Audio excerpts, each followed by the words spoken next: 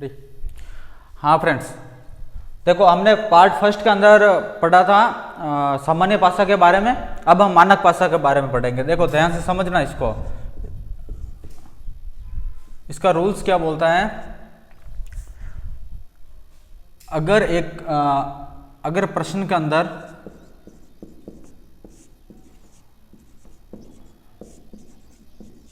अंदर एक स्थिति दे रखी है, पासे की एक स्थिति है ना, पासे की एक स्थिति दे रखी है, स्थिति दे रखी है और विपरीत अंक पूछे, विपरीत अंक पूछे,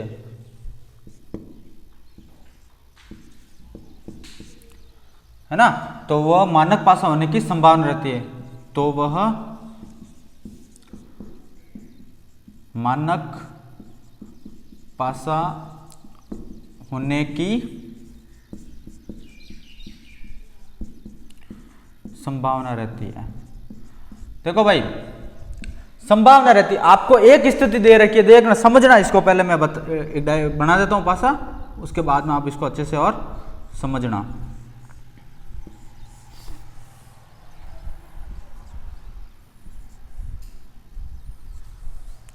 ठीक है, आपको एक स्थिति दे रखी है और आपको बोल दिया कि 3 के विपरीत अंक आपको ज्ञात करना है। ठीक है, तो उसकी संभावना रहती है कि वो मानक पासा है। समझ में आई? अब पहले मानक पासा क्या होता है इसके बारे में हम बात करते हैं।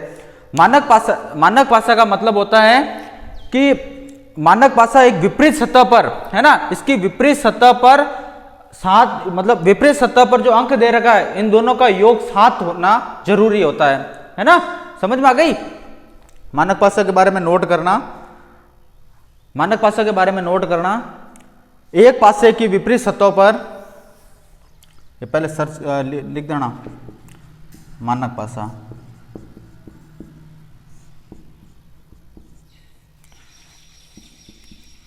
एक सतह के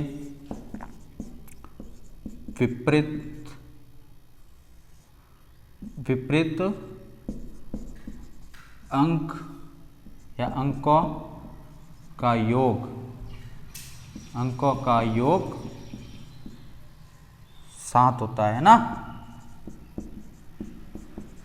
देखो भाई, इस लाइन को समझना, एक सतह के विपरीत अंकों, एक सतह के विपरीत अंक, इसके मतलब 3 के विपरीत या 2 के विपरीत या 1 के विपरीत अंकों का योग 7 होता है। समझ में आ गई? अब एक इसका रूल्स है वो बता, पहले इसको सॉल्व करो फिर मैं बताता हूं। पहले देखो 3 है, 3 का विपरीत इन दोनों को जोड़ोगे तो कितना आना चाहिए? 7 आना चाहिए। समझ में आ गई? तो 3 का विपरीत पूछे तो क्या हो गया? 4 हो गया। समझ में आ गई? लाइन क्या बोल रही है? एक सतह के विपरीत अंकों का योग 7 होता है ना। क्या भाई 3 है तो 3 के विपरीत क्या आएगा कि जिनका योग क्या आना चाहिए? 7 आना चाहिए। तो 3 के विपरीत क्या आएगा? 4 आएगा। समझ में आ गई? एक के विपरीत 6, 2 के विपरीत 5, है ना भाई। ये मानक पासे का नियम है। और आगे हमने क्या लिखा था? संभावना रहती है, संभावना। अब देखना, ये स्क्रीनशॉट लो इसको भाई एक बार, फिर हम आगे बात करते हैं। और वीडियो अच्छी लग रही है तो लाइक कीजिए, है ना। ले लिया?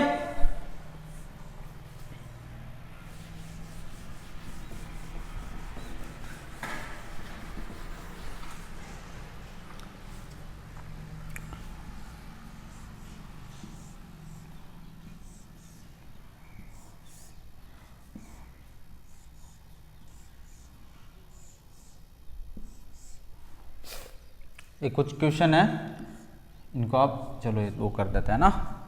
ये अलग अलग है ना, ये ऐसा मत समझना मैंने दोनों वो खुले वो वाला पहले वाला सामान्य वाला नियम नहीं, इसमें अलग है। ये एक पासा है, एक इसका अलग वापस अलग से करेंगे, है ना।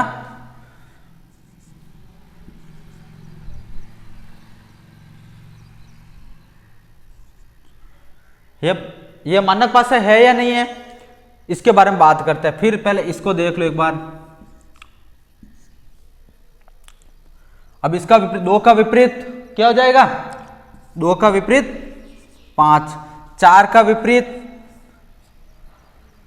3 और 6 का विपरीत 1, ये तो हो गया। अब इसको देखो, अब ये मानक पासा नहीं है, ये मानक पासा नहीं है, मैंने पहले ही बताया था संभावना रहती है, लेकिन 5 और 2 कितने होते हैं, 7 होते हैं। तो हमेशा एक बात ध्यान रखना, अगर जो हमें स्थिति दे रखी है पासे की, जो एक पास मतलब पासे हमारे पास में 3 स्थितियां, 3 सतह बता रहे हैं हमारे को, एक पासे की 3 सतह है, तो 3 सतह है ना, तो कोई भी आपस में 2 का योग 7 नहीं होना चाहिए, तो वो मानक पासा है। अब इसमें क्या है, 5 और 2 क्या होंगे, 7 हो गए, इसका मतलब ये मानक पासा नहीं है। और हमें बोल दिया कि 1 के विपरीत हमें ज्ञात करो, या 5 के विपरीत ज्ञात करो, या 2 के विपरीत ज्ञात करो, तो इसका सीधा सा उत्तर वही होगा कि इसमें ज्ञात नहीं कर सकते। समझ में आ गई मेरी बात? एक बार फिर से इसको समझ लेना, एक बार फिर से बता रहा हूं मैं, ध्यान से समझना इसको।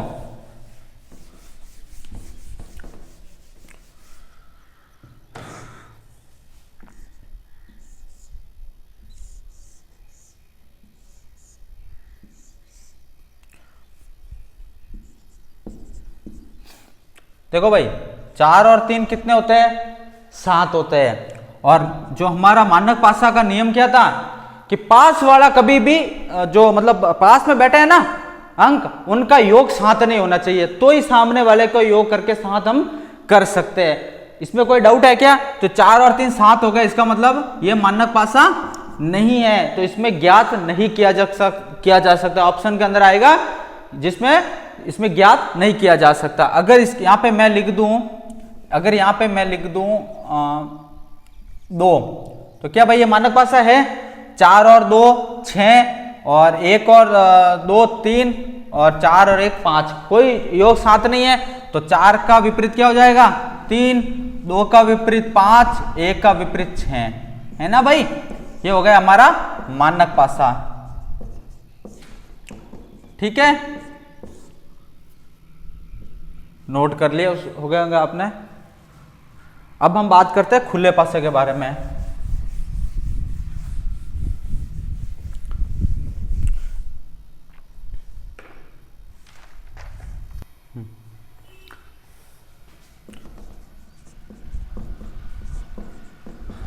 अब बात करते हैं हम खुला पासा के बारे में, है ना भाई? खुला पासा के बारे में बात करते हैं, इसके भी क्वेश्चन आते हैं एग्जाम के अंदर। कैसे आते हैं देखना, पहले इसका भी एक रूल्स है, देख लेना।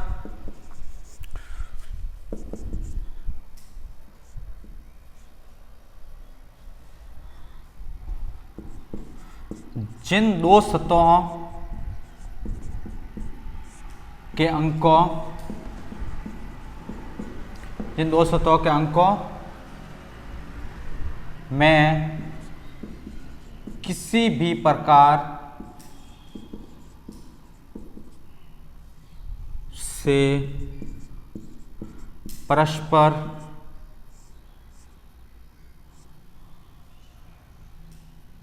स्पर्श करे तो वह एक दूसरे के विपरीत नहीं हो सकती, एक दूसरे के विपरीत नहीं हो सकती, है ना?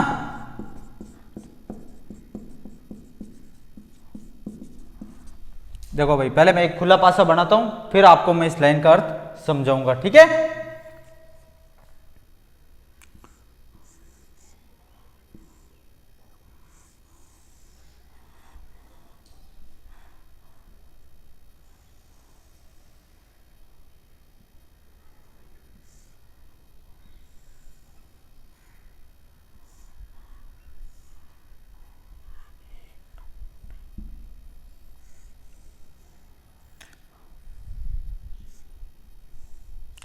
हाँ भाई, अब आगे ध्यान देना। 1 2 3 4 5 6, ये 6 सतह आपके पास में है, ठीक है?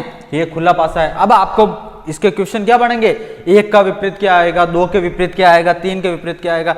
हमने एक लाइन लिखी है कि जिन सतहों के अंकों में किसी भी प्रकार का स्पर्श, स्पर्श का मतलब ये है ना, जैसे 2 से ये 3 स्पर्श कर रहे हैं, 4 से 5 स्पर्श कर रहा है, 6 से 5 स्पर्श कर रहा है, ये एक दूसरे के कभी विपरीत नहीं होगी, है ना। अपोजिट का ही क्वेश्चन आता है, डाइस का भाई अपोजिट का ही आता है ना, तो ये स्पर्श नहीं होनी चाहिए, तो एक दूसरे के वो विपरीत होगी।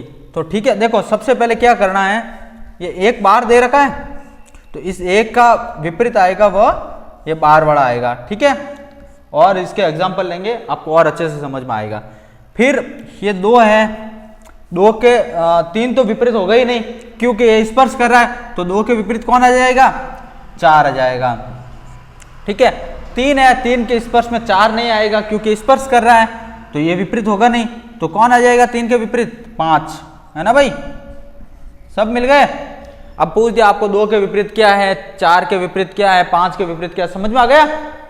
स्क्रीनशॉट लो इसका, एक दो क्वेश्चन और करते अच्छे से समझ में आएगा आपको। ले लिया।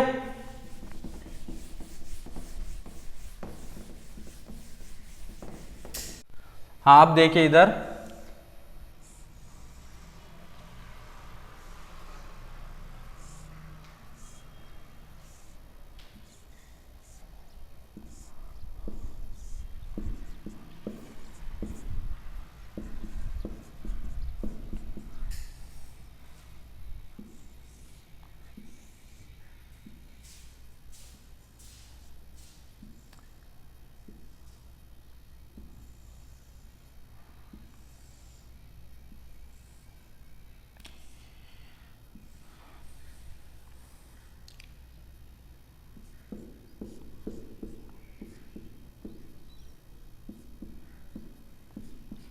हाँ भाई, अब इधर देखो, इनके विपरीत के क्वेश्चन आपको निकालना है, मतलब कि प्लस का विपरीत क्या होगा, परसेंट का विपरीत क्या होगा, या ए का विपरीत क्या होगा, इन दोनों को साथ में हम देखते हैं। पहले इनको देखो, देखो भाई सबसे पहले इनको लेते हैं, ये बी है, बी का विपरीत सी होगा नहीं, क्यों, क्योंकि सी इसको बी से स्पर्श कर रहा है, और ई होगा नहीं, ई इसलिए नहीं होगा, अगर मान लो मैं बी का विपरीत ई करूं, बी का विपरीत अगर ई करूं तो डी और सी क्या हो जाएगा, पास में हो जाएगा, और एक दूसरे को स्पर्श करता है, इसलिए ये भी होगा नहीं।